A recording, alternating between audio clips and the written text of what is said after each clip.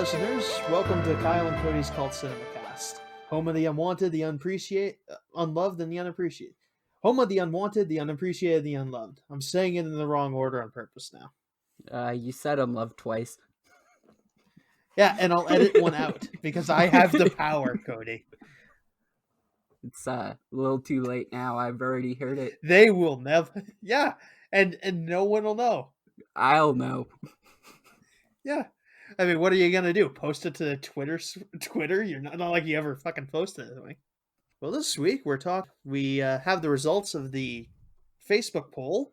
Small Soldiers won with 63% of the vote. Yeah, that was like five votes to 3. Yeah, that's why I said percentages, because I didn't want to admit how tiny it was. Yeah, well, it's Small Soldiers, right? A lot of our friends are big into this, even your family. Brother's a big fan of it, so. Oh yeah.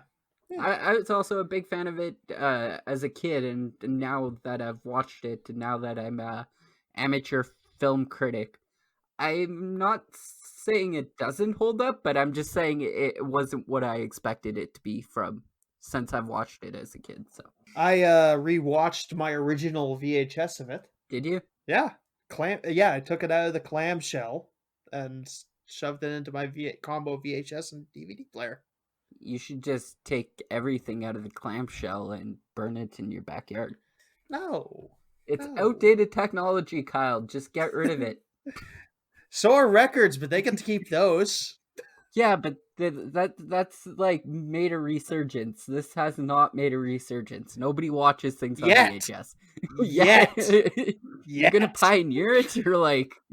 Yes. Yes. I mean, how long did it take us for records to come back? It's just a matter of time, really. Like, records have decent quality. VHS has inferior quality. Yeah, so do records. It's all just a rustic, scratchy noise to it. That's the only difference. I also feel like I've never heard like a very loud sounding record player. They all just kind of play very quietly in the background. The modern ones are okay. I have a... Are they? I have one that mine is one that we got for my mom for her birthday in like 2016. So yeah, so that's just what I have lying around. And what type of records do you have lying around? I buy a bit of Steppenwolf. Okay. Judas Priest stuff. Iron Butterfly. I like Iron Butterfly. I've never heard of them. They do that song Inagata Davida. It's like 19 minutes long. Oh. Yeah. Why would you want to listen to a 19-minute long song? Because it's awesome. It's 19 minutes. I could watch like a whole TV show in that like whole period. Yeah, and this is the equivalent. This is like the TV show of songs. It's like a whole thing. So yeah, the 1998 American science fiction film Small Soldiers, directed by Joe Dante, starring Gregory Smith and Kirsten Dunst, and the voices of Frank Langella and Tommy Lee Jones. Also, the Gorgonites were voiced by the comedy troupe Spinal Tap. I don't know what Spinal Tap is. It's a fiction. I'm pretty sure it's a fiction. Yeah, it's a fictional band. We'll have to do. Oh, I'm putting that on our list. We're gonna do the Spinal Tap movie now. Eventually, season 2. See the Spinal Tap movie. But yeah, it's a mockumentary about a band. It's where the phrase "turn it up to 11" comes from. I don't think I've ever heard that phrase in my life. What's the scale to? 10. Okay. So it's like give it your 110%. Except he says it in like a stoner voice. Yeah, because he's a drugged out rock star. Oh shit. Huh. Jim's Cumming voiced Ocula. Ocula's the one that doesn't have a voice. He just does noises. So he just Vin Diesel'd this performance. Before Vin Diesel was... I don't think Vin Diesel was doing this at this point. Before Vin Diesel was starting to do the thing where he voices characters without lines. Do you think he gets paid per word if he doesn't have any words to say? No, I think they negotiate something, I assume. Well, it's Jim Cummings, so I guess they'd have to. It's still a performance. It's... Also, Kevin Dunn was another actor I recognized. Do you know who Kevin Dunn is? I'm assuming not. he's very unknown, but like I recognized his face, and I was like, where have I seen him before? And I ended up having to go through like Wikipedia pages to find out who played like his name in the movie, and then go from there, and then re-Google like who played Stuart Abernathy in Small Soldiers, and then it said Kevin Dunn. And so I looked into Kevin Dunn, and he played Sam Oh, Witwicky's father in the new yeah, that Transformers is who movie. that is. Yeah, I knew who I figured. Oh, I know who he is. I can't name what he's from, but yeah, he's this is Sam. That's Sam Witwick's dad. I like Mm-hmm. him better in this. Yeah, no, Yeah. he's way nicer Yeah, in well, this. is I he? mean, the guy in like at least he's redeemable in this. The guy I can't name any positive traits the Transformers dad has. A little bit of background in this movie. It was going to be based on a bit of puppetry from the guy who did things like Aliens, the Terminator puppet, like from the original Terminator when it's on fire and walking on its own. He's got like multiple Oscars, this guy. So Stan Winston, he has multiple Oscars in special effects and makeup and multiple nominations. He's been stuff like Jurassic Park, Aliens, Heart Beeps. But yeah, it's the plan was that they were going to make this edgy little picture for teenagers. This Joe Dante is the guy who directed Gremlins, so this is kind of a similar movie. And there is like a little Gremlins Easter egg in this when they're searching through the garbage bin a while later in the movie. I guess there's more than one, because the guy right in the beginning was like, "Hey, my password's Gizmo," and Gizmo was the name of the main gremlin in Gremlins. Yeah, I guess I never noticed that nod, but yeah, I guess. The plan was to do this with mostly puppets. This was going to be like an edgy picture for teenagers. Two things happened. We'll start about the puppet thing because they just found that okay, these puppets aren't great for what we're doing, so they ended up using a lot more CGI. It's maybe like a third puppetry now. I think most of that is the scenes we get in Alan's bedroom, where I see a lot of puppets, but a lot of the action scenes, at least the stuff where the figures are moving around, they do CG. That makes Yeah, more sense, we get actually. there's a scene where one of the main robots is or toys is walking across a desk, and that's a really interesting special effects shot. But we see them like the CGI models just walking across the like running around and everything, so it's a little bit undermined. But yeah, they end up using a lot more CGI in this. I think they're puppets in the vehicles when we get to them. I think it's actually an okay blend. Um, it's a little hard for me to tell. I mean, I can tell if with a sharp eye, but it's a little bit hard for me to tell when they're switching in and out with the VHS. But I guess that's kind of reflected in the budget. I mean, it was at $40 million and it made $70 million, right? And I thought a lot of it, or a lot more of it, was CGI. And this is, I guess, only 1998, so not quite early 2000s, but a little before that. I don't know how much special effects cost back then. I'm assuming CGI wasn't cheap, though, because it was something For the newer. record, I think the CGI works okay Go for on. this, just because they are supposed to be plasticky Hmm. toys. There is a bit of a disturbance when you're like comparing the puppets to the CGI, but I mean, it does kind of look all right. I mean, you can definitely Hmm. notice if you're in a mood to check that out. But yeah, there is a lot of CGI in this. It is two-thirds of the toys animations is CGI, probably a bit more actually, just how it worked out. Now the second thing I had mentioned, this was going to be a edgy movie for teenagers.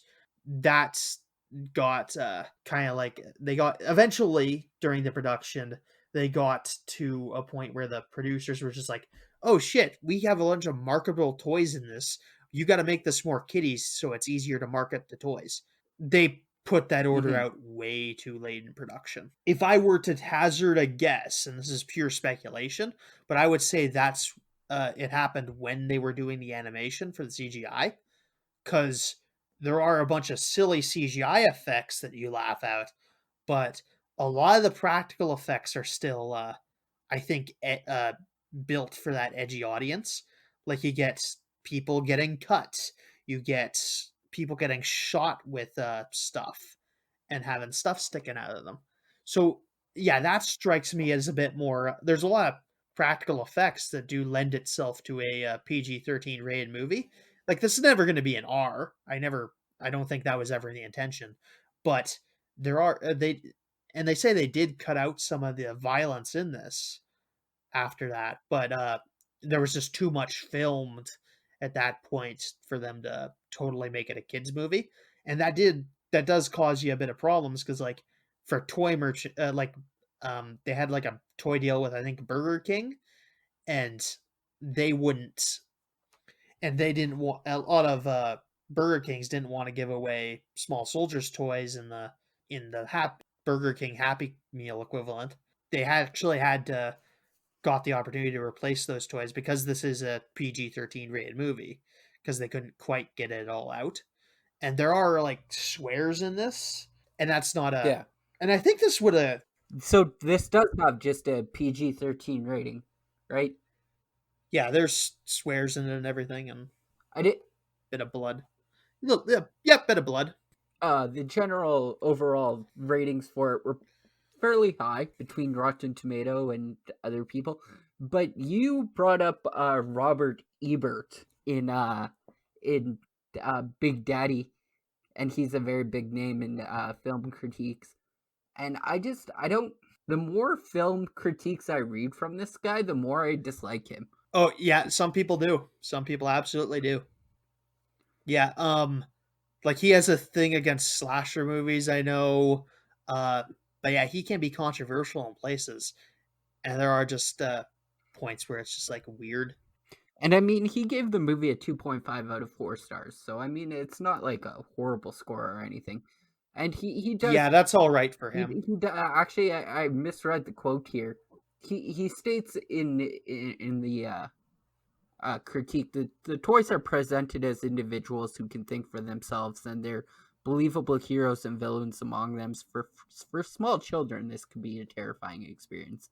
Yeah, which it is. I think I watched it at a fairly young age. I mean, it came out in 1998. I would have been around 4 at that time. So, I mean, I might have watched it a little later in life when I was like 6 or 7, but I certainly did watch it at a pretty young age. I definitely had this from probably 5 or 6. And then Caroline... We are the same age, just are for we? the record. Yeah, just okay. For audience. Yeah, you're 94, right? Caroline Westbrooks of Empire Magazine gave the film 3 out of 5 stars and said it's Gremlins with toy soldiers, except for not quite as dark or funny. I think this is it's a little more grittier than Gremlins, in my opinion. You know, you've got clearly stuff that's dealing copious amounts of damage to the surroundings later on in the film and stuff like that, and there's stakes. Yeah, like just as like a cursory thing, because I hadn't actually seen Gremlins, but I get the impression that like Chip Hazard, the villain in this, he is a talking figure, and you do not hide how evil he is behind sinister laughter or anything. He threatens to murder like everyone, so oh yeah, he's not at all. There was a point in time in the movie where they're taking somebody's hostage, and he's like, you can be a hostage or you can be a casualty, and I'm like, holy fuck, that you just said that to a 7-year-old kid. Like, yeah, that's the kid. Yeah, a young child. He's just like, yeah, you can either be a captive or I'll blow your brains out. There are no guns in this movie, thank God for the characters. That's actually, and I think there is a bit of a lot of people confusing this and like, oh, it's supposed to be a kids movie, but it's all like trying to be edgy, and I'm like, okay, based on what I know about the background, I'm gonna put that blame for that on the producers. This is the 6th film produced by DreamWorks, which is Steven Spielberg's brainchild. Yeah, box office on this was $71 million on a $40 million budget, which isn't not a like studio killer, but it's not great. You need, as a reminder to the audience, you got to do that double your budget generally, and this doesn't quite do so. I mean, it might have made a lot of money in the box office, or it might have did. in toys. Yeah, what do you think they did in their toy tag-alongs and stuff like that? It got a video game, it got a soundtrack, it got home media releases. I'm assuming because you have it on VHS and stuff like that. I Yep. just feel like there's a little more undersaid that wasn't. I don't think it did enough in the sense that it could have made up for it. This isn't the 1980s where you can sell a bunch of RoboCop toys to kids and like make RoboCop cartoons. I think this would have killed in the 80s, to be perfectly honest. Like, because this is got that habit of like, oh, they don't give a shit how mature things are. They'll market anything to kids. Yeah, exactly. And it's got the like 80s gritty feel to it, a lot more so than like. A bit like I had mentioned this in the last Unicorn review, but there was a time before the PG-13 rating Mhm. where you could like get away with a lot more stuff in a PG rated movie, and this kind of feels like that. And it's a nice feeling because those movies give you a little bit more as a kid, and they keep the movie from being stupid. I think it is in many ways it's understandable why companies have ended up flocking to the PG-13 rating Yeah. because a lot of people do like it. Um, the big gripe with it people has is when they take something rated R and make it PG-13. But I think PG-13 is a great happy medium for a lot of people, and I think this fits in very nicely. Okay, into the plot. The movie opens with a commercial for Globotech, which is a military industrial company that is expanding into commercial products. In this effort, it is a company run by Gil Mars, Mhm. and into the goal of expanding into commercial products, he buys Heartland Toys and rebrands it as Heartland Play Systems. We meet our couple toy makers here, Larry Benson and Irwin. Mhm. I forget his last name. Um, they are Irwin's kind of like a nerdy writer, like toy maker who's really sheepish and like not great at pitches, but has a lot of skill toward what he does. And then Benson's just like the slick guy who's really good at marketing, but isn't very good at stuff. And I think this is a nice little dynamic because yeah, we'll get into this. They meet. They are meeting with Gil Mars, who is arriving early. They show up in a conference room and they start pitching the next line of toys. Irwin pitches the Gorgonites as like this kind of like a explorer toys, but he's really bad at pitching it, so he doesn't get anywhere with it. Gil Mars isn't hot on it because he doesn't think kids will be interested in educational toys. And the goal is with them to get kids to like explore and do research and to learn about their environments to help them find their homeland of Gorgon. And then Larry Benson pitches the Commando Elite, which is a GI Joe pastiche of like really like if GI Joe was made by like 90s comic book artists, essentially. If Rob Liefeld created GI Joe, essentially that's the idea you're getting. He's kind and yeah, this is a very the GI Joe are very violent toys Mhm. before anything happens to them. Um it's just like this really rough looking GI Joe guys. There's maybe like 90% white grizzled looking white guys. There is one black one. No females. Actually, there's no female toys in this actually. Of this line, I should say. Yeah. No, not at all. A little bit odd for I think that in real life you might have had like the companies making you put in a female toy in there somewhere just diversity's sake, whatever. So his pitch ends up winning the Commando Elite because Bill Mars is very interested, and Gil Mars is being shown a commercial where Chip Hazard, the main Commando Elite character, punches his way out of the box and starts putting out one-liners. And he's just like, wait. Do they really do that? Do what? To punch their way out of the box and say one-liners. He's like, no.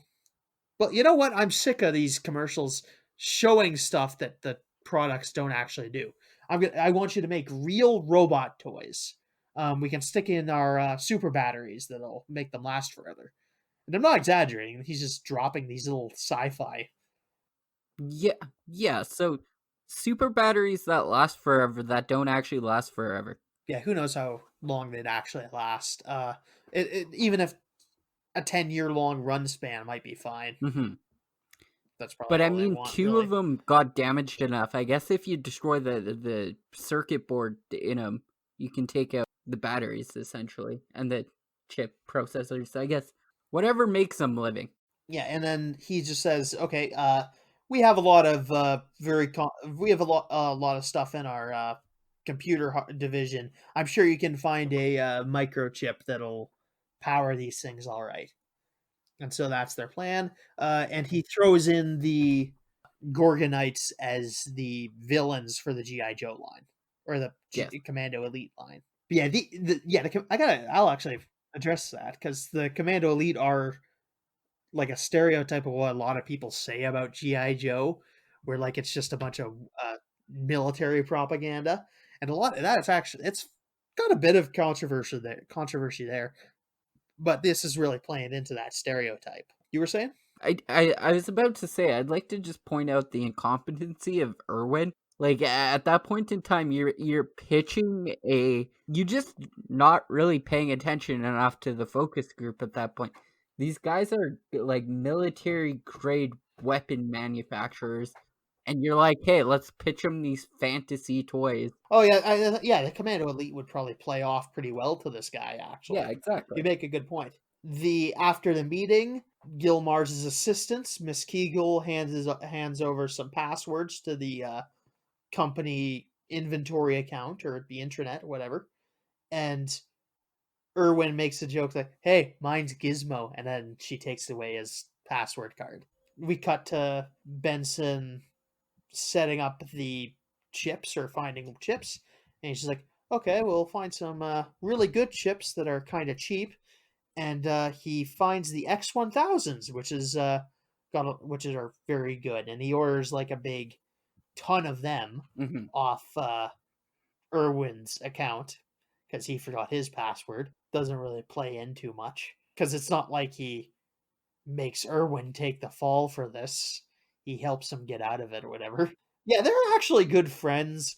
It's hard to see sometimes, but Larry is absolutely willing to cover Irwin's ass and cover for his shortcomings. And I imagine there's some programming that went into these, and I think Irwin got in a lot of his wish because they do very much follow the his original concept for the toys, which is a bit of interesting going against corporate there Yeah. because he never. No, though I don't think Gil Mars is overseeing this too thoroughly. He's a big businessman. He's doing a lot, and we get our cool manufacturing montage over the credits, and it's very very fancy. I like watching the scene quite a bit. It was a cool scene, and it's been a really long time since I've watched an open credits sequence. Yeah, this is probably this is actually probably one of my favorites. It's very nice to watch. It's kind of got like nice foreboding music onto it. Hmm. But yeah, nice foreboding music onto it. It's very nice. Next, we cut to Alan Abernathy, our main character, watching a toy store. It's a very old-fashioned toy store. Yeah, he's running the store for a little bit. It's a very old-fashioned toy store. We get mentioned that his dad, who runs the store, doesn't want any like war toys or anything. The truck pulls up from Heartland Toy Systems. He helps the truck driver Joe unload the shipment. Joe observes that Alan's being left in charge of the store alone, and Alan's just like, yeah. Occasionally, they're starting to trust me. It's very nice, and we get a little bit of a glimpse of what Alan's backstory is. He's covering while his dad goes to a small business conference out of town. Alan points out the Gorgonite and Commando Elite boxes, and Joe lets him check out what it is, which is very unprofessional of Joe. Joe is a very bad truck driver. So they unbox the Gorgonite and But he makes it seem very, very the kid like goads him into it. Let's be honest. He's like, "What? You've never had something fall off the back of the truck before? Just come yeah, on, let me do this once." and a responsible adult would have told the kid to screw off. Probably, but I mean, So he's not great. So yeah, they unbox a couple of these Gorgonites. Joe Dante actually seems to do a lot of work with this guy. The guy who plays Joe in the Dick Miller. like in this show was played in Gremlins and Gremlins 2 and The Burbs. A lot of stuff he's made. So yeah, they unbox a couple Gorgonite and Commando Elite. The boxes are very easy to open. I'm very jealous. Any toy you get in real life, you have to like take out scissors and rip apart the packaging. It's so annoying. But I'm so jealous. Is definitely something new. Alan convinces Joe to let him take a set of the toys, sell them over the weekend while his dad's gone, and make a quick buck. Joe agrees to this. They leave the two main toys, Archer of the Gorgonites, who's our main Gorgonite, and Chip Hazard of the Commando Elite, who I've said is the main Commando Elite, and they're eyeing each other up.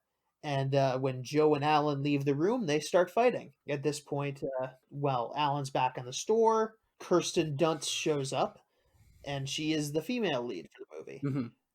She is helping her little brother shop for toys. They are neighbors, these two characters. Kirsten Dunst has an older boyfriend, so she declines hanging out with Alan too much. But she is clearly warming up to him slowly because they don't I guess they just haven't gotten a chance to talk. I'll get more into this later because I have problems with this whole situation. So yeah, Chip, the brother's wandering around looking. He wanders into the back, and Chip is using a map making tool or something. I forget what it's called to threaten Archer with, which gives us our first little hint about why these toys are going to be dangerous. They're not going to stick to the little plastic guns they're shipped with. They're going to. He does shoot the boy with his plastic gun, gets the boy straight between the eyes. But yeah, we get the hint that they're going to start using more dangerous stuff as the time goes on. After that, Alan agrees to hold a couple of the toys till tomorrow, so that Christy's parents can come buy them from him for the kid's birthday.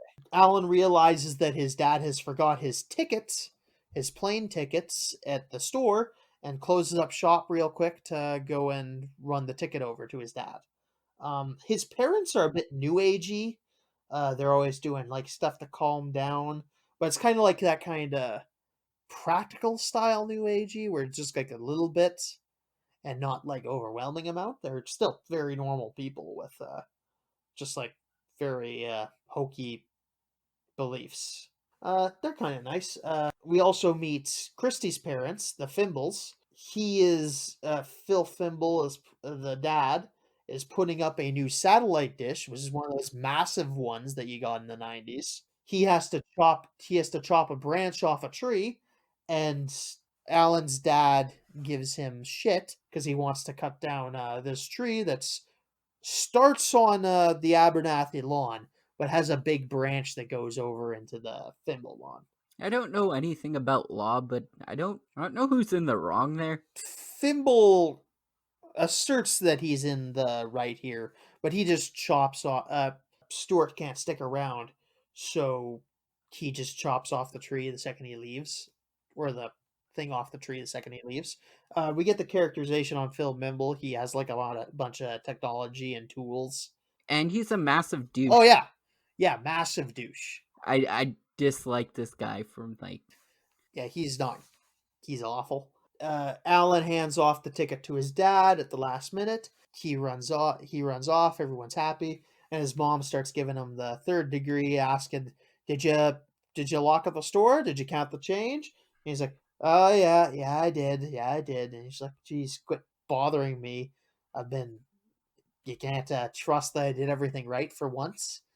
And yeah, it could come across as whiny, but he does put a performance behind it in a sense that this is something he's just tired of.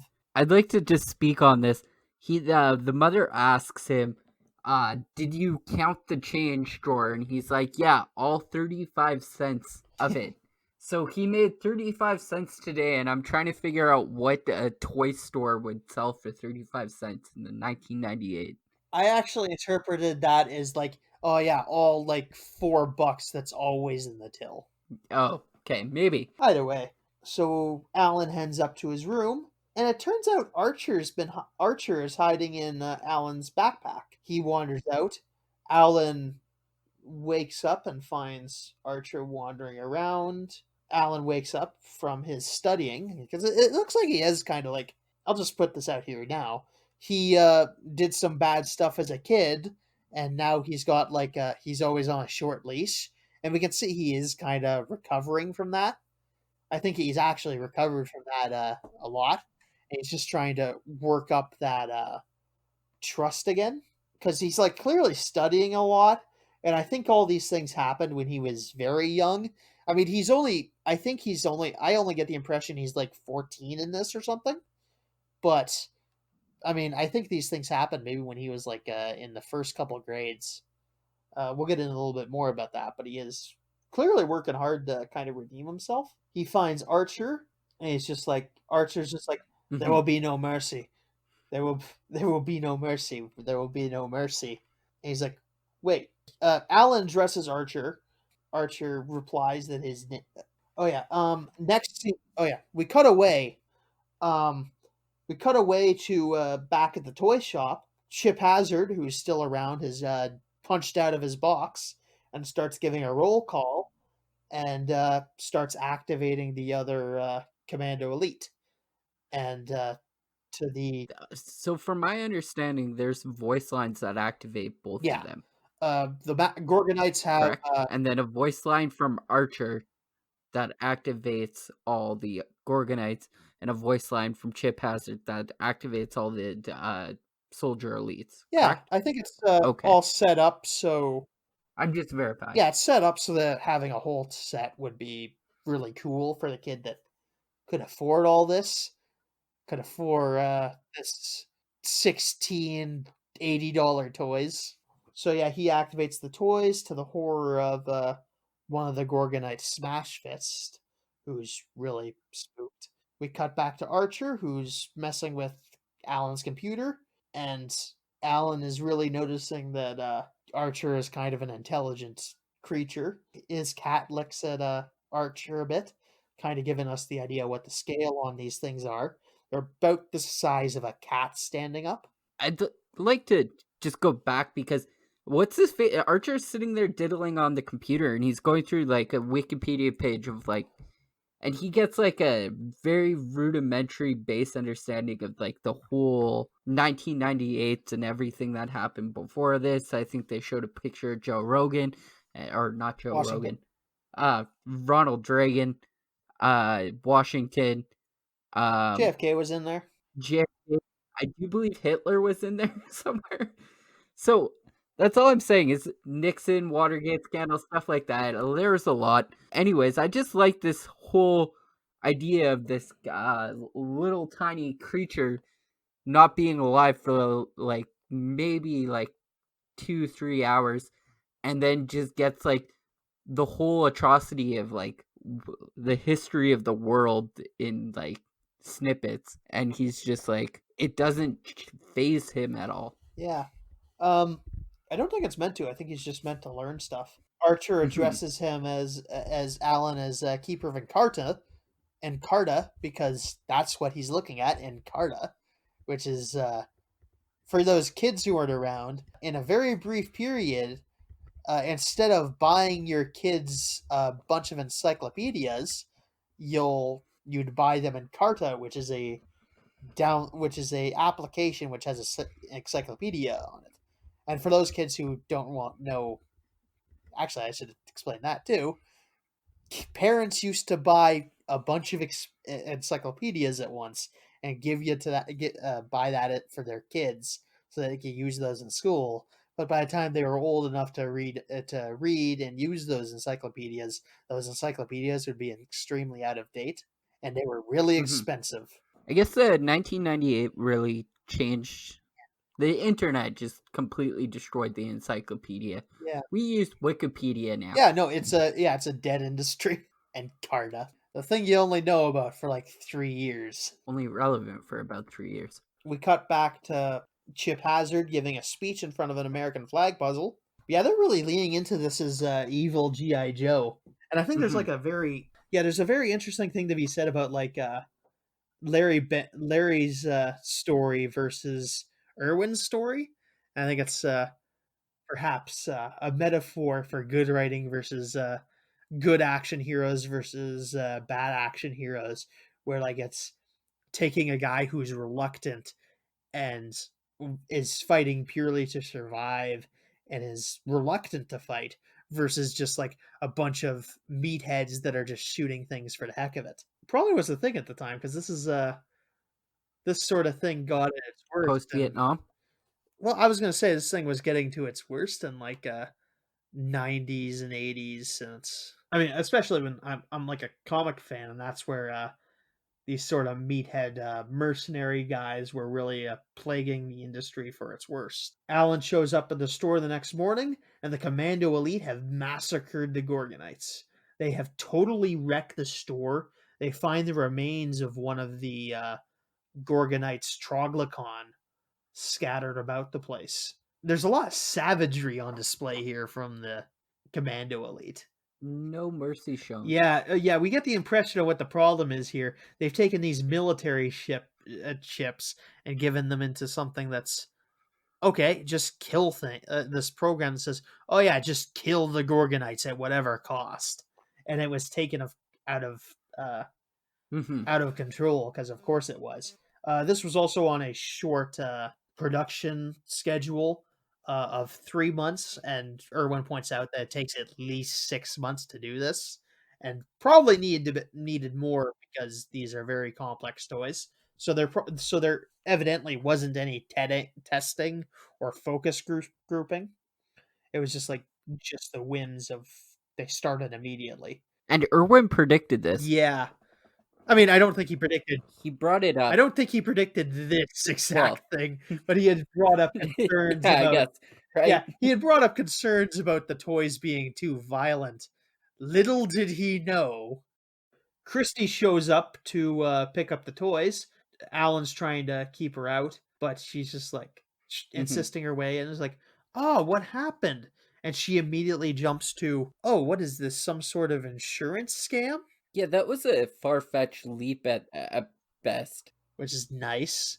And yeah, he just bursts a little bit. And he's just like, "Oh, geez, you have a little bit of childhood troubles, and they brained you for life."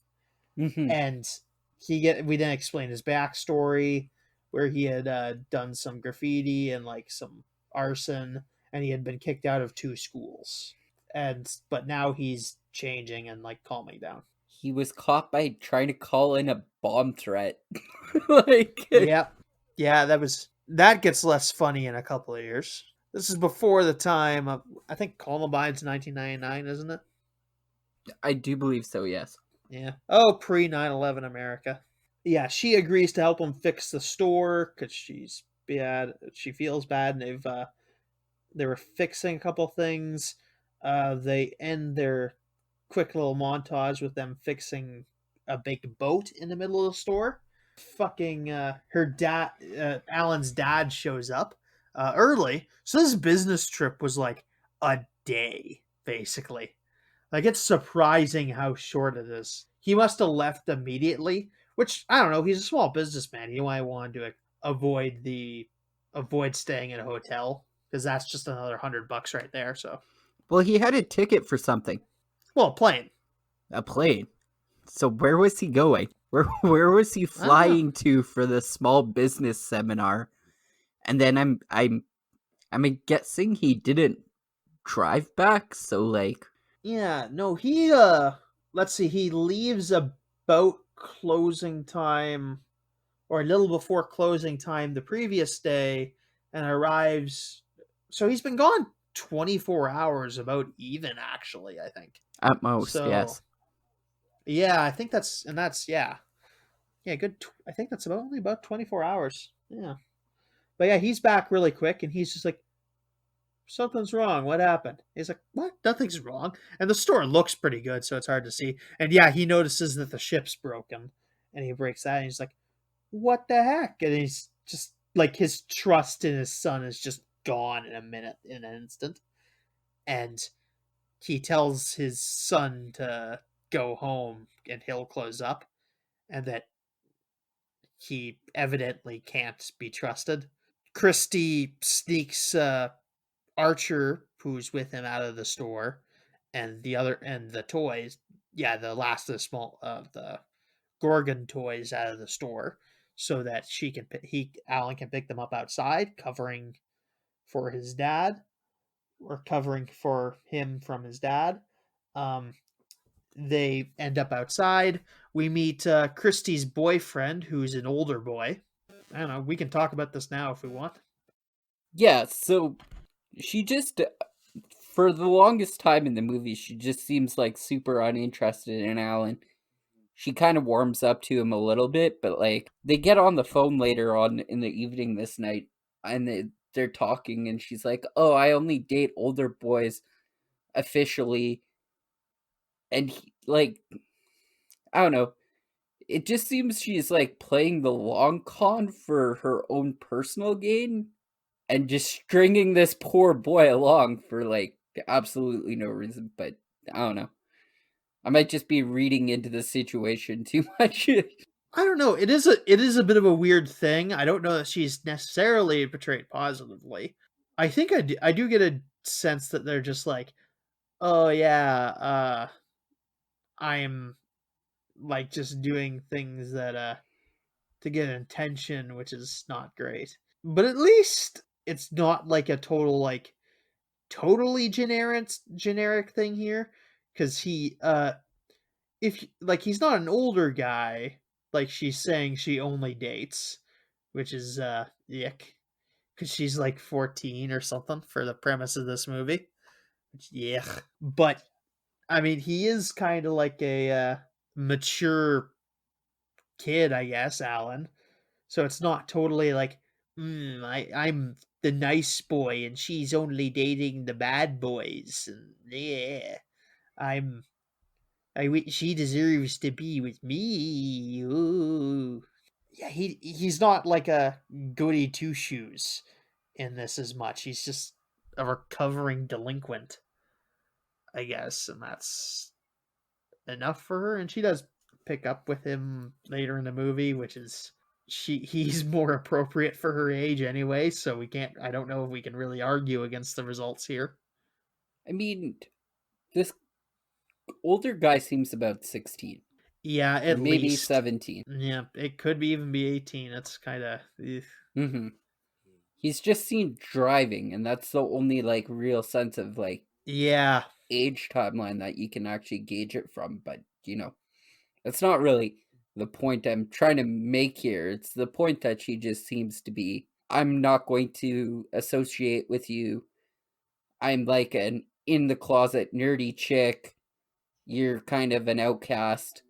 I'm going to Oh, stay away from you to protect my image type ordeal situation that she's like kind of putting herself in there. they do drop the you're not like other girls" line, which is cringy. Mm-hmm. And she's like, and she owns it. Like she's like, yeah, I know. And I'm like, hey, fuck you. Take the compliment, right? Like you can't just. I Okay. think she does take the compliment. He's just kind of like it's one of those things where this is just a weird looking relationship, but it's not generic at least, so I'm going to give it a pass. Yeah. And the boyfriend just kind of just get pushed. I'd love to see the conversation after this, where it's like, "Hey, Christy, you want to hang out tonight?" And I was like, "Oh no, I'm dating Alan now." I was like, "What? When did this happen?" Well, maybe we'll get into this a little later. There is reasons she might not be talking to him after this, and I can't blame her. So yeah, the dad goes into the back to check out his repair his boat, and his tools are all gone, and he's quite angry. As this happens, Brick Bazooka, one of the Commando Elite, tries to get onto Alan's bike and rip onto the and like climb up and check out his bag to see if there's any Maximals in there. This is and Alan's just completely unaware because he's not paying attention. Gets chased by a dog and turns around to look at the dog, but doesn't see the action figure strapped to his bike. Like, yeah. I mean, if it's right below his back, right behind him, he might not be able to see it from the bike. Yeah. But Brick Bazooka tries to climb up. He falls and is broken on the pavement. They are able to put him together, though, but he does put out a very convincing performance of pain. He's quite, Sarge, I need help. And it's actually kind of like the voice acting is kind of graphic, even if Yeah. the visuals aren't. But it's yeah, the other commandos put him back together. So this is probably a point to talk about. We don't see a whole lot of characters. Well, I wouldn't say die in this because they don't die. They're like CPU chip goes out or whatever. My question, like earlier, like later on in this movie, we sit there and we talk about whether or not Archer can feel wind on like his stuff, like on his face and stuff. So he can't feel wind, but yet these guys are like screaming out in pain. So what I'm trying to say is maybe if their circuit boards were cut, would they be able to like feel that happened or like? There's a lot here that's fairly unclear. I think it's I don't know, the programming's weird. It's kind of glossed over cuz he gets broke, like his legs just like pop off and he's fine. But a little later on one of them gets torn apart and he's Yeah. not fine and can't be repaired and ends up dying. So it's a little weird. There's a lot of this stuff that just like that doesn't make any sense. The science isn't there's definitely some words that aren't making sense here. Yeah, I think it is compensated for somewhat because they do have fairly consistent characterization. And I guess it's something that we never get an answer to, and it really doesn't need an answer to. But here we are bringing it up. But like, Yeah, it does kind of like bring up the question of like, what is life? Are these things alive, really? Because it's not like traditional life, no, but they have like they treat everything they're programmed with as if it's real. From the point where they get that programming, they treat it as if a normal person had developed those beliefs. and it also brings up the question of artificial intelligence to the limit of how far an AI can go. Because I've brought this up before. I've never talked about it with you or on the podcast or not. Rules of robotics are apparently not actually a thing, correct? No, I think we just go by what Asimov said. Okay. So But you don't have to. It's just like it's a sci-fi we just thing. like it as a rule of thumb. Yeah, it's just like a nice rule of thumb. But even then, there was flaws in that. Because these fuckers are just like straight up cutting people in this movie. Yeah, these things aren't ethically designed at all. And then the Gorgonites in themselves are only trained to do two things, which is lose and hide. So I guess they can go against that. Like, so the AIs have free will to some extent. I've seen some commentary on this as this is like a very effective anti-war movie because it Mhm. kind of just does lay bare that like these action like what the actions of these soldiers look at. It's like these guys genuinely believe that these things are creatures that need to be destroyed and it's like willing to do anything to destroy these things. But the Gorgonites are quite docile. They don't want to destroy anything. They just Mhm. want to find their homeland. At a certain point, the origin of the story doesn't really come into play, and I don't think it really matters because they haven't been programmed with a proper understanding of why they should kill the Gorgonites, and they don't question it, Mhm. and it leads them to commit like very clear, probably war crimes. I don't think the Geneva, but yeah, What I was saying is like even the Gorgonites at this point are like we lose and we hide, but I would have liked it if they were like we hide as an action, right? Like that's our thing. We do like guerrilla warfare. We hide and then we try and take some of these military guys out. yeah, they're really yeah, they're just not programmed to do too much violence, I don't think. And Mhm. when they do eventually decide on it, it's after a lot of consideration. Mhm. And even Archer, who's a bit more assertive and is kind of like the Optimus Prime of the group, he's not necessarily very into doing violence. I get the impression he's kind of like in the goddamn, what was the term? What was Optimus called before he was Optimus Prime? What was his first name? Ah, fuck. I want to say I know this. Yeah, I do too. Orion Pax. Orion Pax. Yeah, I think Archer is kind of in the Orion Pax phase of his character arc, where he's like not at the point where he'd be violent.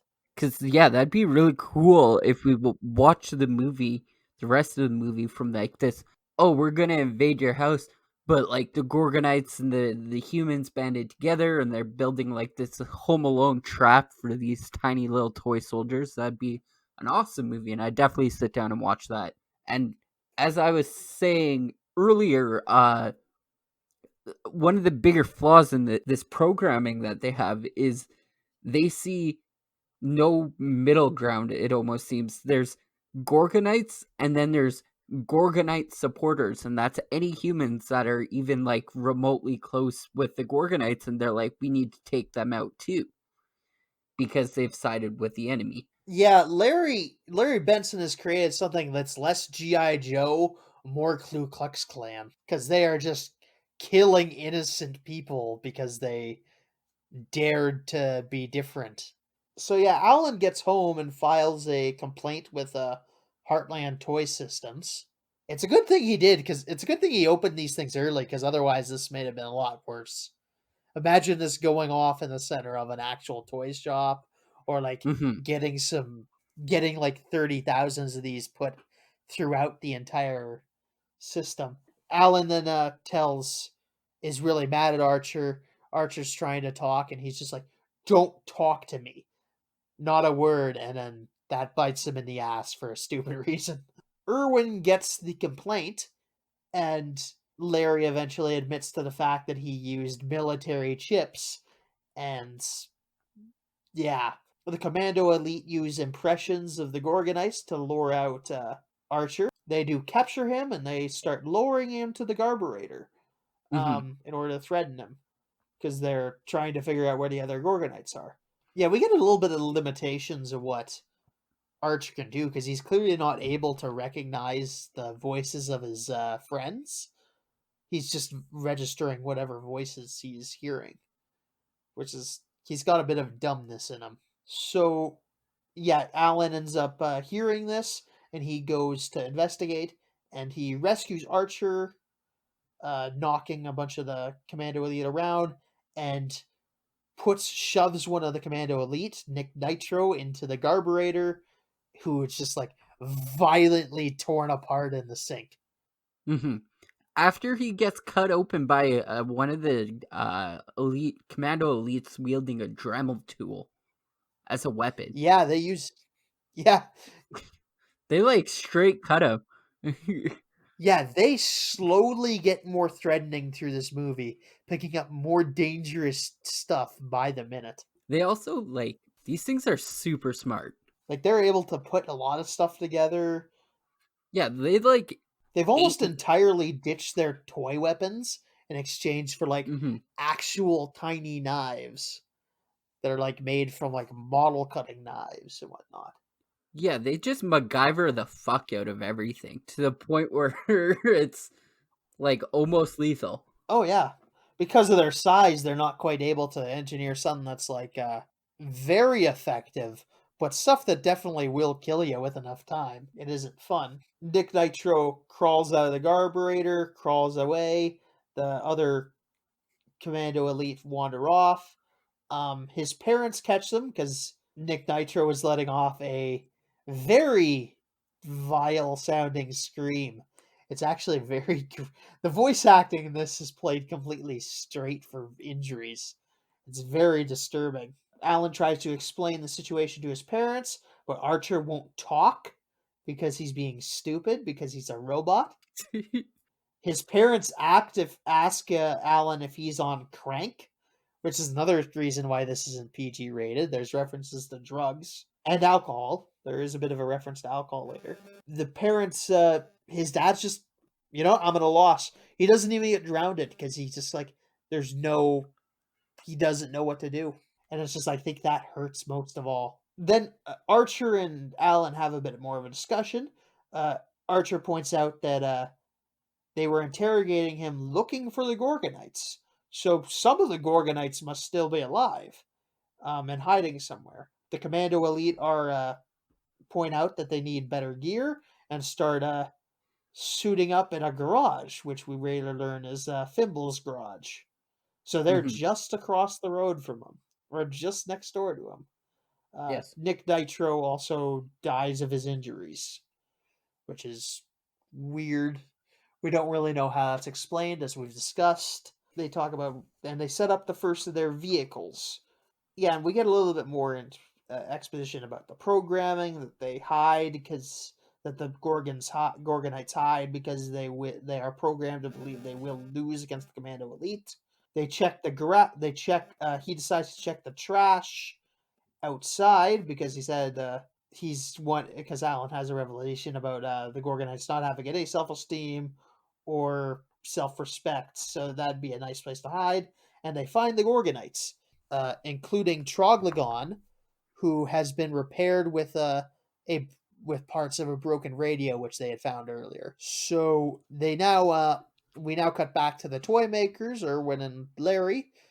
They have interviewed a scientist character who is the doctor from Star Trek Voyager. He points out that I did not know this. Yeah, the doctor points out that the problem has got to be with the software because the chips are just so advanced. So clearly the fuck ups on their end. They end up discovering why the military turned down these chips, and because they were very sensitive to EMPs, and the military didn't want to pay for shielding. That's maybe a bit dubious, but given that they're able to, how we see how they're able to defeat the Commando Elite at the end of the movie, it's maybe not so serious. Maybe not as weird as they thought, because I don't know that. Yeah. So Christy calls Alan up. They have a nice little flirty conversation, I guess. Alan points out that oh yeah, you know who'd like you, that one guy, and he's like, I bet he'd give it all up for you. And the commando are seen listening to their phone lines, which God knows how they knew to do that. I guess they're tapping into resources from the rest of the military organizations, because I guess they were planning to put these into murder robots, I guess. Yeah, this is never stated because it took Archer going through the interweb to learn all of the other stuff that he's learned. It doesn't seem to be like an observational thing either. It's not like anybody's hacking into phone lines in the Fimble neighborhood, so I don't get a sense of where they would learn stuff like that. Yeah, I think maybe Larry just cut and paste some military protocols into there. I don't know. Yeah, bow, bow, bow. Another one bites the dust is the song you hear playing as the Commando Elite set up their next vehicle. And the soundtrack in this movie is amazing. I love it. It's like 4 of my favorite songs. It's like Another One Bites the Dust, War by Edwin Starr, Communication Breakdown by Leonard Skinner. They also got that Britney Spears song that is people like and is very infectious. That's the Spice Girls? Is it? Yes, it is. Oh, I don't know the difference. Once a single person and the Spice Girls is 5. Are they though? Are they not just clones, yes. Cody? I have no clue. I'm assuming not. I know there's Ginger Spice and there's Scary Spice, and then I have no clue about any of the rest of them. So the Commando elites now know where the Gorgonites are because he also mentioned that he had the Gorgonites. So the Commando elite get it in their heads that they're going to kidnap the girl and use her as a hostage to get the Commando elite after him. The brother finds the Commando elite walking around their house. They then tape him up and tell him he can be quiet, be a good prisoner, or they'll kill him. So yeah, they have no morals. This is a completely amoral military organization, which this is everything bad that ever happened in Vietnam programmed into a robot. Then they also have proceeded to roofie the Fimble parents, is the best way I can describe that, with just like sleeping pills that they fire into their drinks that are mixed with alcohol, so that's not good. The mother is high. The mother remains high for the remainder of the movie after she wakes up from this. So she's loopy for the rest of this. They then find the Christie's previously mentioned collection of Gwendy dolls, who they're like, yeah, and they like do catcalls and whatnot. And then they take the chip from Nick Nitro's head and use it in a Frankenstein's monster machine to create an army of Gwendy dolls, which is very terrifying. Christina Ricci and Sarah Michelle Gellar actually provide the voices of the dolls. Yeah, these are creepy things. These are very creepy. Mm-hmm. This is another reason why this isn't rated PG. They are very... Ugh. Like, they have like suggestive dialogue and everything, and they're all bald and very scary. It's like if Angelica's Malibu Stacy toy from Rugrats turned evil and tore off her dress and wore like a weird bikini. Okay, so I'd like Go ahead. to bring this up because anything with a chip can just these dolls don't seem to have any electrical components in it, and they just kind of like Frankenstein themselves up an army. So at that point in time, they get their own personality, but where did they learn that personality beforehand? Because they're saying like stereotypical girl stuff and stuff like that, and like, were the guys saying it? Like, where are they getting this outside? Or this is a possibility. It's possible that maybe the Gwendys do have electronic components, and they're just like really primitive versions of what the Gorgonites and the GI Joe and the Commando Elite are. And this is just the technology that exists in this world, because this is mild science fiction, to be fair. Mm-hmm. So that's always possible. And the ripping off of Nick Nitro's head was very graphic.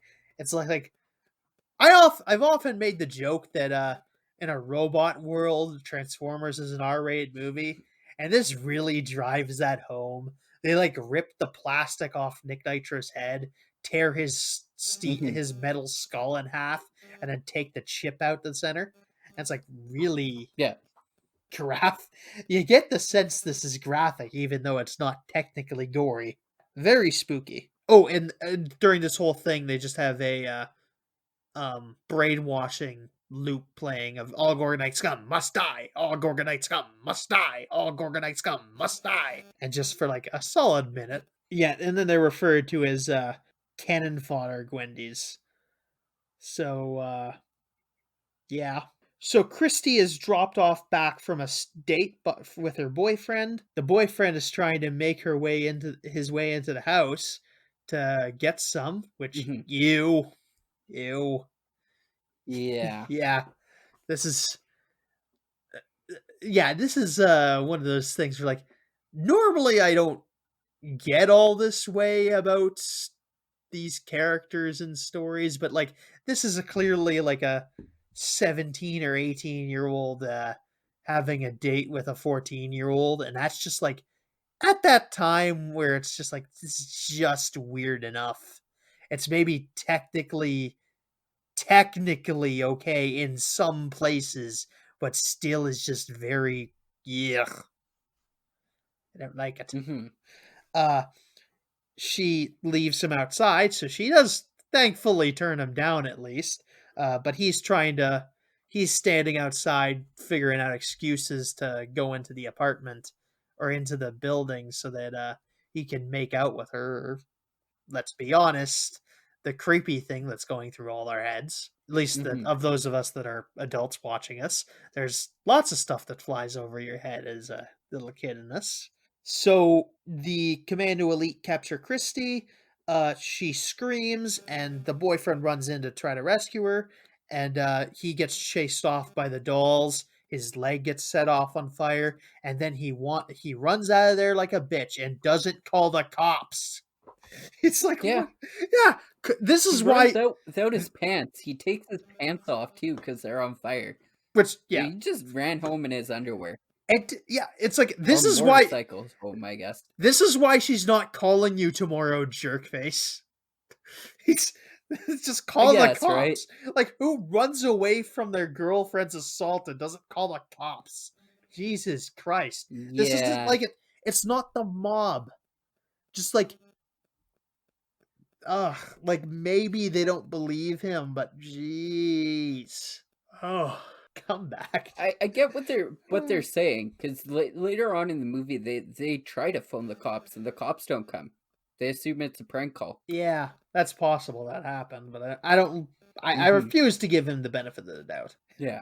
I think it's best that he never shows up again in this little girl's life. The Commando Elite shoot over a hostage tape through the window, which, why don't they use this again? This would have killed some people. But yeah, he shows over this really spooky hostage tape where they make her read a script and tell them to send over the Gorgonites.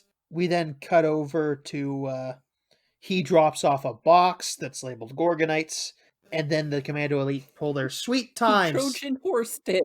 Yeah, they take their sweet time setting up a big explosive device in this box. Which, where did they get that? Jesus. What do you mean, the box or the fucking stick of dynamite? It's a fucking stick of dynamite. I guess. It's like, that's not a firecracker. Yeah. That is a single stick of dynamite doing its exactly express job. It's like, where did they get this? Fimble, you have some explaining to do. 1998 USA. That's my argument. I don't think that explains anything. What is he? I don't know. What is he, a retired miner? Jesus Christ. I feel like a stick of dynamite. I don't think that's a stick of dynamite. It levels the jukebox inside, but it doesn't, like, I don't know how explosive dynamite is, but I feel like it was not as powerful as what dynamite should have been. I mean, I guess it's a single stick. Yeah, maybe not, but it seems a bit more violent than a firecracker. That's fair. Yeah. I don't know what this is really, but it just seems a bit more violent than a firecracker. Because it just, it does completely destroy the box. It doesn't just start a fire or something. Which I think is normally what happens when a firework goes off when it's not supposed to. Anyway, continuing. In the meantime, Alan has fired off a rocket with Archer attached to it, so that he can that Archer can sneak inside the Fimble house and open the door from the inside, so that he can sneak in and save save Christy. So that's kind of daring. Distracted. Yeah. Yeah.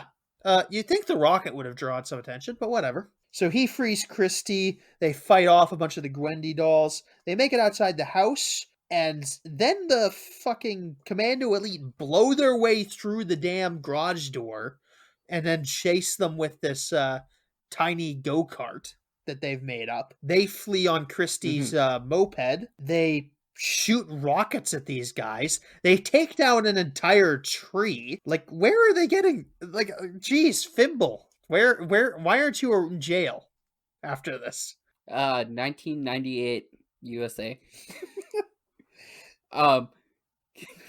Geez, I don't have answers to you. Maybe he's a mob boss. Like, what? And people say that I'm really hard on the Americans, and I make a ton of jokes about them being violent savages, and you've just like completely missed them having dynamite. Yeah. Anyway, I've touched on this before, or maybe not on the podcast, but I've touched on the fact that I really like large scale fights with really small scale destruction. Yeah. Ant-Man did it really good. This has none of that. All these toy soldiers are like blasting down trees. They completely destroy two houses. It's So you definitely get the fact that you're in danger if you're around them at all. Like, these kids have the right to fear for their lives at any oh yeah. point in this movie. Yeah, they are convincing threats. And they aren't exactly stormtroopers. They got all right aim. Like, they get several hits off. And even the like Frankenstein up Gwendolls seem to have the ability to take down like full humans, regardless of yeah. how small they are Yeah, in or groups. fragile. Like, And they've all attached like knives to themselves and whatnot. So they've made themselves as dangerous as they possibly can.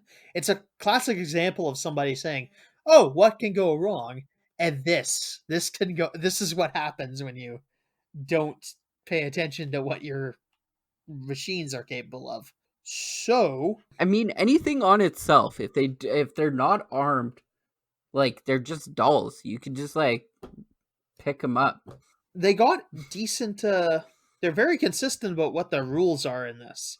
They are able to knock them around. They're basically using they're basically utilizing very dangerous stuff in order to get an advantage, Mhm. and they know how to use it. Yeah, it's not like you're taking a knife away from a toddler and being like, "You can't have that. Give it to me," right? Yeah, They'll cut you. yeah, They you don't will. give a fuck. Yeah, you will get cut. Uh, so they're having the car chase, and they make a jump, and the Commando Elite vehicle doesn't make the jump. It has all the Commando Elite on it. It falls into the creek, and the propane tank that's attached to it is detonated, and all the Commando Elite die. And then they make their way Mhm. back to home. In the meantime, it turns out Chip Hazard survived the explosion and makes his way to Toy World, which is the Large knockoff. scale toy Yep, store. large scale toy store, where we see Joe is being. These toys are the Commando Elite and Gorgon toys are being recalled in the middle of the night, which is very spooky. Which I think they figured out what the problem is. So they clearly do believe Alan to some extent. They end up back at the house where the parents are yelling at each other. The Fimbles are convinced that Alan had drugged them, tied up the little brother, and then taken the daughter off in the middle of the night to do God knows what. Not the weirdest assumption, I guess. The boy's kind of rambling, I suppose, but Mhm. yeah, he then tells them they tell the parents everything. They're starting to believe them because the Gorgonites are now talking at this, so they can begin to pick up on the what's going on. Irwin and Larry show up and start. Hey, is this Alan Abernathy's house? Yeah, we'd like to get some report, get some follow up on your complaint. He's like, oh yeah, your toys are dangerous. They nearly kill. They're attacking everything. And Larry does a line where he's like, oh yeah, well I hope you're able to substantiate this claims because you will be called upon in court of law. And then Alan's dad just slugs Larry, and it's a very satisfying hit. This So is fun to probably watch. the only redeeming point in the story for me for Stuart Abernathy. Yeah, I get that. This is a He doesn't get a lot of good moments, and this is kind of his better. this is a very satisfying punch. It, Mm-hmm. like the sound's just right. It's just right out of nowhere. It just hits you right there where you need it. Oh, it's so nice. Yes. There's a good bit of swearing in this. I haven't mentioned it too much, but they are able to swear a good bit. They're like they use fairly big swears. They use a bunch of hells and asses and dams, so it's not quite PG. Mm-hmm. But we'll continue. Thimble agrees to at this point the Commando Elite show up and with the entire shipment from Toy World, and they start telling him, "Surrender now! We are here. Surrender the Gorgonites." And Arch, and then Fimble goes outside waving a white flag, saying he'll surrender the Gorgonites. They eventually tell him, yeah, we're killing you too. We're killing everyone in that building. And then they start blaring, I'll tell you what I want, what I really want. I'll tell you what I want, what I really want, which is what the Gorgonites to die. By the Spice Girls. Yes. Yeah, there's no real reason for this. They say psychological warfare. They say this is something that did Noriega, I guess. I don't know the historical accuracy behind that. I think they just wanted to put a pop song in the show, which is fine. I'll give them 3 awesome songs, 1 catchy song, and 1 bad song. Because they play Love is a Battlefield very early in the song, and I hate that song. Oh. It's such a lame song. And they play it on our fucking stupid classic rock station all the time. And in what world is Love is a Battlefield classic rock? It's like, shit, play something else. God. The Commando Elite have produced a nail gun machine gun, and are shooting out the windows. They also have a flaming cannonball thing, which is shooting out fireballs, and then little fireballs to set the house on fire and kill everyone inside. Everyone is dismissing this in the neighborhood, all this loud noise, because Fimble is constantly being a nuisance and playing all his loud music all the time. So they're just assuming this is what this is. So yeah, nobody looked out the window at all. So congratulations, Fimble. Everyone died. Actually, no, sorry. People did come to the fucking movie, like the windows. They looked out the windows and they were yelling at him from the windows, and they didn't notice a fucking tiny war zone battle siege going on outside the house. The raid on 1230 Brewery Lane. Yeah, exactly. They're slowly napalming the house. They blow up their way through a fence so that they can sneak in. They're slowly getting into the house. They come to the conclusion that they might be able to stop the Commando Elite by blowing the transformer and create the transformer on the nearby power line and creating an electromagnetic pulse. Alan agrees to go do it. He is going to go do it. Okay.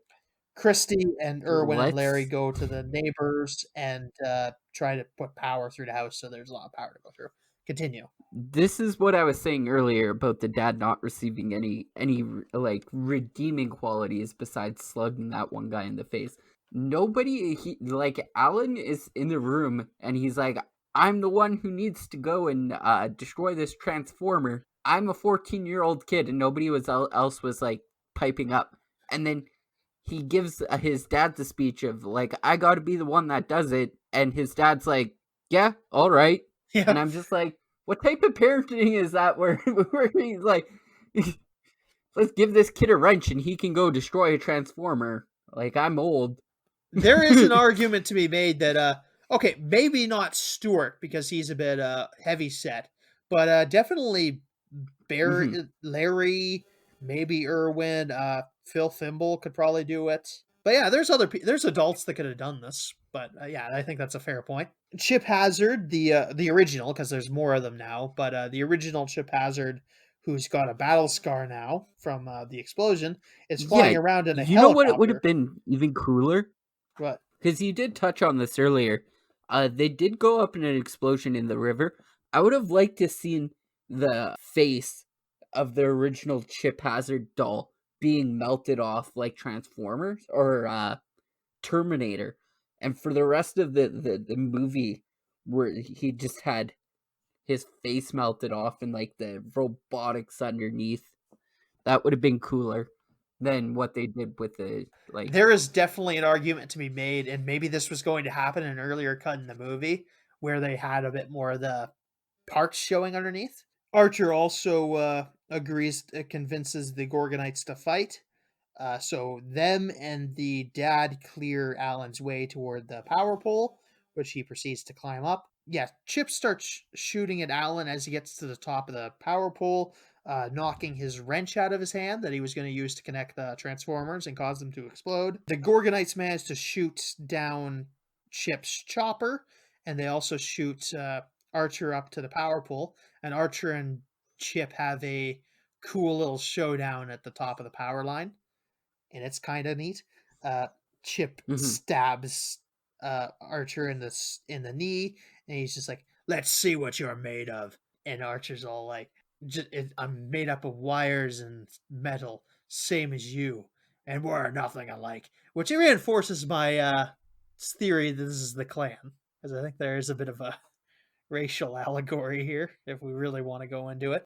There's some parallels, but Oh yeah, like I feel like you're clutching at straws. There's probably a lot better of examples than like Ku better. Klux Klan. Sure, better examples, but I think this is one. Like, I mean, they are kind of just like setting some guy's house on fire because they're harboring some innocent civilians who just want to live their lives the way they want to and move to a certain place where they're not allowed to. Yeah, but I mean the Nazis also did the exact same thing. We could And also do Nazis. more. We could also say There's more Nazis. parallels Oh to yeah, that than that. Nazis, Ku Yeah, Klux well, Klan. I was gonna say something, and then you just kind of like doubled down on it. So I was like, well, he just brought it up once, and I was like, oh, that's fine. And then you doubled down on it, and I'm like, okay, well, maybe. I don't know. The Nazis are more they take your life over slowly, and it's more of a frog in a boiling pot situation with the whereas Hmm. the Ku Klux Klan are like actively like shooting up pieces hanging people and setting people's houses on fire. Just a little Yes. bit different. Yeah. I think that's where I'm coming from with this.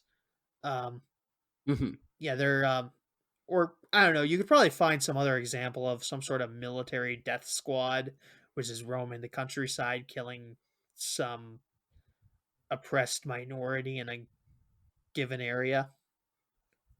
Hmm. Yeah, I just can't think of one at the moment. I mean, if we were being brave, we could say that's the U.S. Army killing civilian targets in Vietnam or Afghanistan or any Hmm. Middle Eastern thing. But Yes. I'm not nearly brave enough to leave this in the recording unedited. This is the joke where I Yes. do leave it in anyway because I'm being smarmy. What's the state's gonna do about it? Yeah, you can't touch me. What are you Yeah. gonna? Yeah, yeah. You come across this time of year, you're stuck for 2 weeks. Hmm. Come at me, Yeah. bro. Yeah, More than 2 weeks. yeah. And I mean, the United States is a very easy target. This Oh yeah, movie is like catered towards them at this point. yeah. It's very easy to Hmm. make fun of them, and it's kind of funny because otherwise we would have been doing something that was probably going to end up being very American propaganda. I d- yeah, Yeah, I I've think. never seen Delta Force, but it has Chuck Norris in it, Yeah, so I feel like probably. Chuck Norris and U.S. propaganda almost the go the hand in man hand. the man is the phrase America fuck yeah personified. So yeah, Rent Chip actually does win the fight with Archer, and Archer gets knocked off the power pole. Alan responds to the fight by grabbing onto Chip Hazard and shoving him between the transformers, causing some sparks, and he falls 20 feet off a goddamn power line, which is maybe something he should feel more injuries about. There should definitely be a hospital visit the night after this, which doesn't occur because like Alan at this point has probably been electrocuted and fallen 20 feet, and before this he had been shot in the leg with like those corn cob pokers, and Yep, yeah, that's three of them. that's not exactly good. There's a lot of main arteries in your leg, like major arteries, and you've just got like corn on the cob, like. He should be bleeding a lot more than he is. And then the dad gets shot by the nail guns, which even assuming that's not quite lethal on its own is which I mean I don't think they are. They're not very big nails, but it's still going to be he's still definitely bleeding the shit out of himself. And also, I'd like to point out the power of the nail gun probably wasn't even that high because they don't even like fully penetrate because they see him pulling them out, right? So, Yeah, I think I think it's easy to say that like I mean they're not exactly aerodynamic either. So yeah, at this point they cause the transformers to explode and that causes an EMP which destroys all the commando elite. we cut to the next morning, and Bill Maher shows up. They're cleaning up the front yard. Alan is looking for the Gorgonites and is doing a very poor job of not finding them. They're just underneath a satellite dish. They're fine because they hid underneath it and that protected them, which I guess. But I mean, a couple of them probably could have stood to die in this. It would have been maybe a kind of bit sad. But yeah, there's definitely like a version of the script where like Archer dies, which wouldn't have been great because the death animations on all the Commando elites are very silly. They just kind of like and turn around and twist around and then fall apart. It's very silly looking, and that wouldn't have been very dignified for our heroes. Yeah, Bill Maher shows off and pays everybody off. They're just like, oh yeah, what are we gonna do to pay for our house? This has been destroyed. Here's a 7-figure check. Quit bothering me. Keep this quiet. And he just pays off Yeah, everybody. he buys their silence.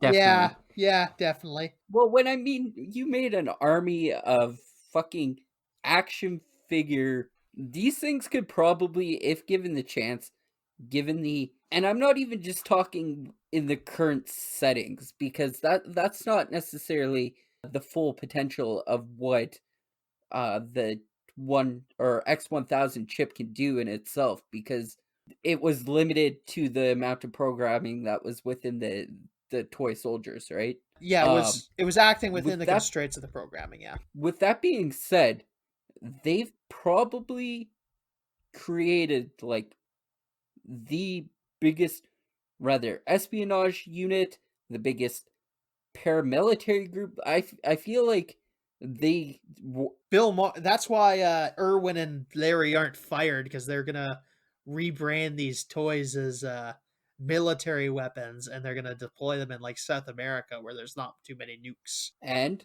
with that being said, the asking price that they had on these things is so small. Yeah, 80 Because bucks. Bill Maher comes in and he asks Larry, no, no, no, no. He asked, how much are you selling for it now? He said $79.